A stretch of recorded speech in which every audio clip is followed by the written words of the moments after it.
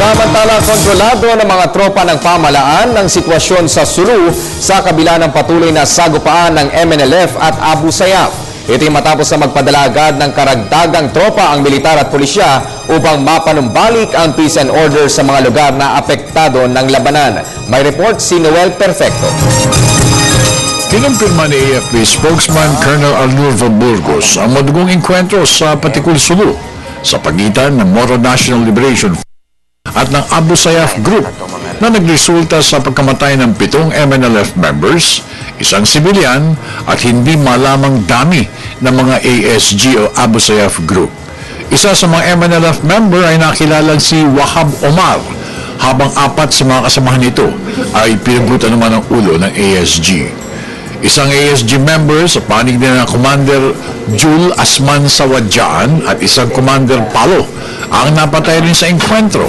Nakilala itong si Ulud Asam. Our 2nd Marine Brigade was immediately deployed in the area to conduct security operations to contain yung violence that erupted between MNLF and the ASG, which is the main purpose is to contain the violent incident and prevent spillover of violence to other outlying areas. Dahil dito agad na pinadala ng AFP ang 2nd Marine Brigade ang Special Forces Unit ng PNP sa lugar para hindi na kumalat pa ang nasabing enkwentro.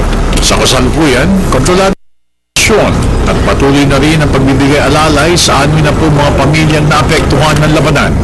Layo nito ang mapanumbalik ang katahimikan at kaayusan sa lugar. The 2nd Marine Brigade is successful in doing so in coordination with the PNP, and they even help in providing assistance to the DSWD, the LGU, and the Red Cross in addressing 60 families. As of now, 60 families that were dislocated and were relocated actually in 2 barangays. Samantala, habang sumasailalim sa stress debriefing ng pinakawalang TV crew na si Roland Letrero at Ramel Vela, patuloy rin na inaalam ng mga otoridad ang sitwasyon ng iba pang hawak ng hostages ng Abu Sayyaf Group. Kabilang na dito ang 2 European bird watchers na kinidnap noong Pebrero 2012 sa Tawi-Tawi, isang Japanese treasure hunter, isang Malaysian at isang Pilipino na taga. Si MNLF band leader Ustad Javier Malik ang nakipag-usap sa grupo ng ASG para sa posibleng paglaya kina Jordanian journalist Bakir Atiani at 2 TV crew na sina Lotrero at Vela.